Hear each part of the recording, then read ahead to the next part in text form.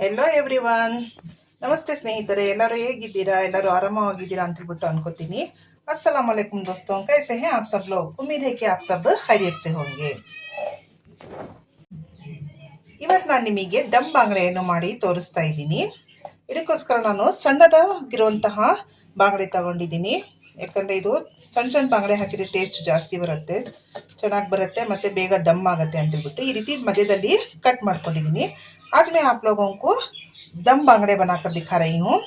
इसके लिए मैं छोटे बांगड़े लिया है, क्योंकि छोटे बांगड़े बहुत टेस्टी होते हैं और जल्दी दम भी हो जाते हैं. बीच में इस तरह से मैंने कट लगा लिया है. इसके लिए हमें चाहिए ಧನಿಯಾ ಪತ್ತಾ.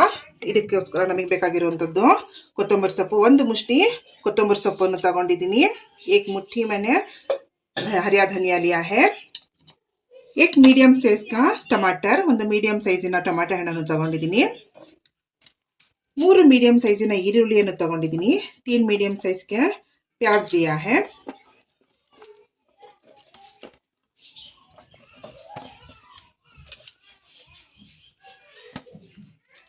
ಒಂದು ನಿಂಬೆಹಣ್ಣಿನ ಗಾತ್ರದಷ್ಟು ಹುಣಸೆ ಹಣ್ಣನ್ನು ತಗೊಂಡಿದ್ದೀನಿ. ಇದು ನಾನು ಚೆನ್ನಾಗಿ ತೊಳ್ಕೊಂಡಿದ್ದೀನಿ.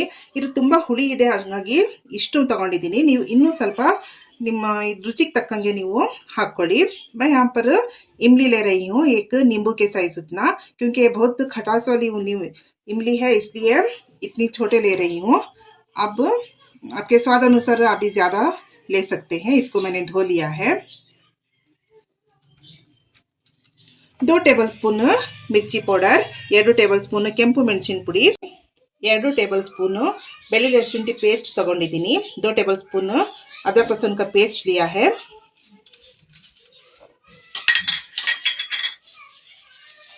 स्वाद अनुसार नमक, रुचिಗೆ ತಕ್ಕಷ್ಟು ಉಪ್ಪು ತಗೊಂಡಿದ್ದೀನಿ. ನೀವು ನೋಡಿ ಹಾಕೊಳ್ಳಿ. आप देखकर डाल लीजिए. 1 टेबल स्पून जीरा लिया है और 1.5 ಟೇಬಲ್ ಸ್ಪೂನ್ ಕಾಲಿ ಮಿರ್ಚಿ लिया है. ನಾನಿಲ್ಲಿ 1 ಟೇಬಲ್ ಸ್ಪೂನ್ ಅಷ್ಟು ಜೀರಿಗೆ ತಗೊಂಡಿದ್ದೀನಿ. 1 ಟೇಬಲ್ ಸ್ಪೂನ್ ಅಷ್ಟು ಕಾಳು ಮೆಣಸನ್ನು ತಗೊಂಡಿದ್ದೀನಿ. इन सभी को डालकर अब हम पीस लेंगे. ಇದೆಲ್ಲ ಹಾಕೊಂಡು ನಾವು ಈಗ ರುಬ್ಕೊಳ್ಳೋಣ. ಜಾರಲ್ಲಿ ಹಾಕಿರುವಂತಹ ಎಲ್ಲ ಸಾಮಗ್ರಿಗಳನ್ನು ನಾವೀಗ ರುಬ್ಕೊಳ್ಳೋಣ. जार में डाला हुआ सभी मसाले को अब हम पीस लेंगे.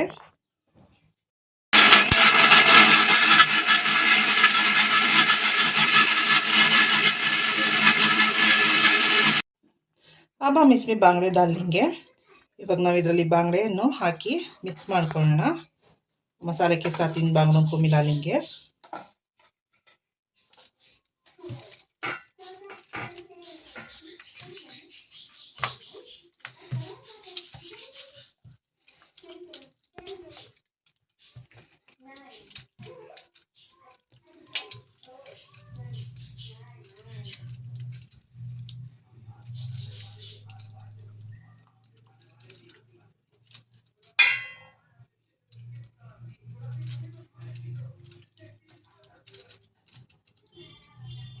अंदर सब तरह से इस मसाले को लगा लीजिए. ಒಳಗೆಲ್ಲ ಕಡೆಯಿಂದ ಮಸಾಲೆಯನ್ನು ಹಚ್ಕೊಳ್ಳಿ.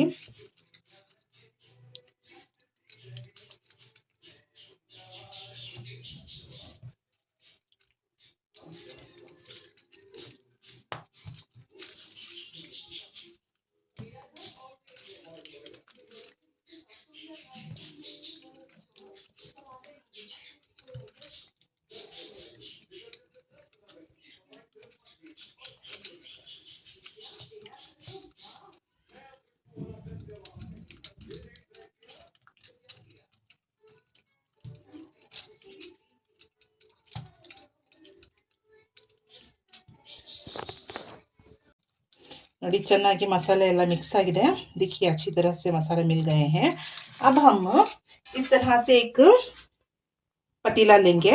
ನಾವೀಗ ಇದರಲ್ಲಿ ಅಗಲವಾಗಿರುವಂತಹ ಒಂದು ಪಾತ್ರೆಯನ್ನು ತಗೊಳ್ಳೋಣ. इसमें हम इन बांगड़ों को जोड़ लेंगे. ಈ ಪಾತ್ರೆಯಲ್ಲಿ ನಾವೀಗ ಬಾಂಗಡೆಯನ್ನು ಜೋಡಿಸ್ಕೊಳ್ಳೋಣ.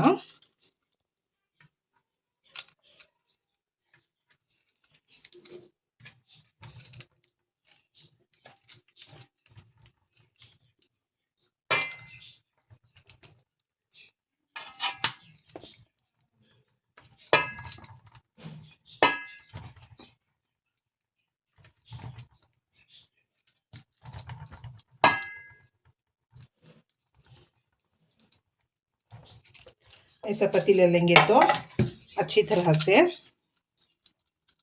ಪಕ್ಕೆಂಗೆ ಈ ರೀತಿ ಆಗಲವರಂತಹ ಪಾತ್ರೆ ತಗೊಂಡ್ರೆ ಚೆನ್ನಾಗಿ ಬೇಯುತ್ತೆ ಇದು. ಉಳಿದಂತಹ ಮಸಾಲೆನೆಲ್ಲ ನಾವಿಲ್ಲಿ ಹಚ್ಕೊಂಡ್ಬಿಡೋಣ ಇದ್ರ ಮೇಲೆ. बचा हुआ सारा मसाला हम इस तरह से हम लगा लेंगे.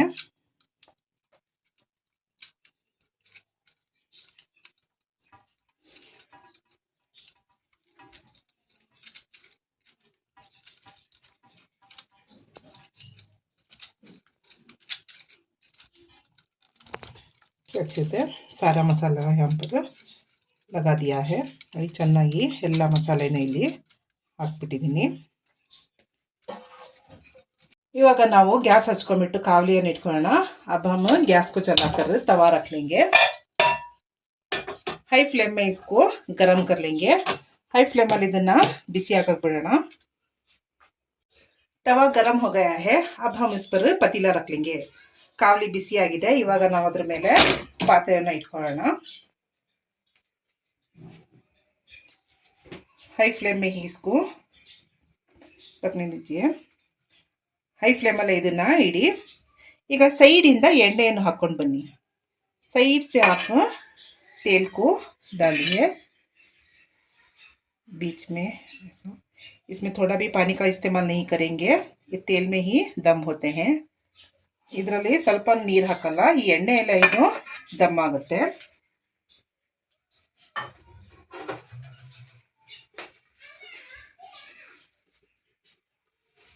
पतीला गरम होने तक हम हाई फ्लेम में ही रखेंगे.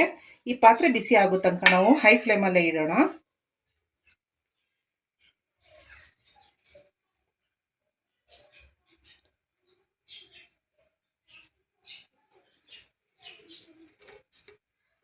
ಈಗ ಒಂದು ತಟ್ಟೆಯನ್ನು ಮುಚ್ಚಿಬಿಟ್ಟು 20 ನಿಮಿಷ ಬೇಯಲು ಬಿಡೋಣ. अब हम इसके ऊपर एक प्लेट मुछकर 20 मिनट के लिए दम होने के लिए छोड़ेंगे. गैस को लो कर देंगे. गैस ना स्लो ಮಾಡಿಬಿಡಿ. देखिए ये पक रहा है. ನೋಡಿ ಬೇಯ್ತಾ ಇದೆ. ಮಧ್ಯದಲ್ಲಿ ಸ್ವಲ್ಪ ಚೆಕ್ ಮಾಡ್ತಾ ಇರಿ, ಇಲ್ಲರೆ ಇದು ಸೀದಾ ಹೋಗುತ್ತೆ. बीच बीच में खोलकर चेक करिए, नहीं तो ये जल जाएगा. ऐसे ही पकने देते हैं. इधर ही तीनों बेड बिड़ोಣ. प्लेट खोलकर चेक करेंगे. प्लेट ತೆಗೆದು ಚೆಕ್ ಮಾಡೋಣ.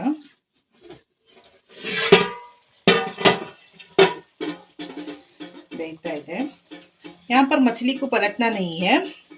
ಇಲ್ಲಿ ನಾವು ಮೀನನ್ನ ಟರ್ನ್ ಮಾಡೋದು ಬೇಡ. ಹೀಗೆ ಪಾತ್ರೆ ಸ್ವಲ್ಪ ಅಲ್ಲಾಡ್ಸೋಣ. ऐसे ही पतीले को थोड़ा हिलाएंगे.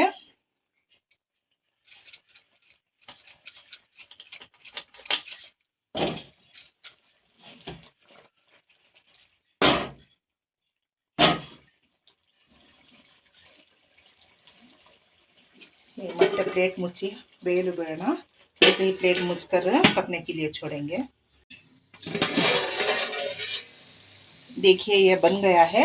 20 मिनट से ज़्यादा लगा टाइम इसको बनने के लिए. देखिए यहाँ पर पूरी तरह से क्या हुआ है, मसाला जलने के तरीके से हो गया है और तेल भी छूट रहा है. तो समझ लीजिए कि ये बन गया. ನೋಡಿ ಇದು 20 ನಿಮಿಷಕ್ಕಿಂತ ಹೆಚ್ಚಾಗಿ ಟೈಮ್ ಹಿಡಿಯಿತು ಇದು ಆಗಕ್ಕೆ. ನೋಡಿ ಸೈಡಿಂದ ಎಲ್ಲ ಏನಾಗಿದೆ, ಎಣ್ಣೆ ಬಿಟ್ಕೊಂಡಿದೆ ಮತ್ತು ಮಸಾಲೆನೂ ಒಂದು ಸ್ವಲ್ಪ ಸೀದಂಗಾಗಿದೆ. ಈ ಸ್ಟೇಜಿಗೆ ಬಂದಾಗ ಇದು ರೆಡಿ ಆಗಿದೆ ಅಂತೇಳ್ಬಿಟ್ಟು ಇವಾಗ ನಾವು ಗ್ಯಾಸ್ ಆಫ್ करोಣ. अगर इस स्टेज में आ गया तो समझ लीजिए कि ये बन गया है. अब इसको अब हम गैस बंद कर देंगे. इसको 10 मिनट ठंडा होने के लिए छोड़ देंगे. तभी ये जब मछली ठंडी होती है तभी अच्छी लगती है जायकेदार. ನಾವೀಗ 10 ನಿಮಿಷ ಇದನ್ನ ತಣ್ಣಗಾಗಕ್ಕೆ ಬಿಡೋಣ. ಯಾವಾಗಲೂ ಮೀನು ತಣ್ಣಗಾದಲೇ ಅದು ರುಚಿಯಾಗಿ ಕಾಣೋದು.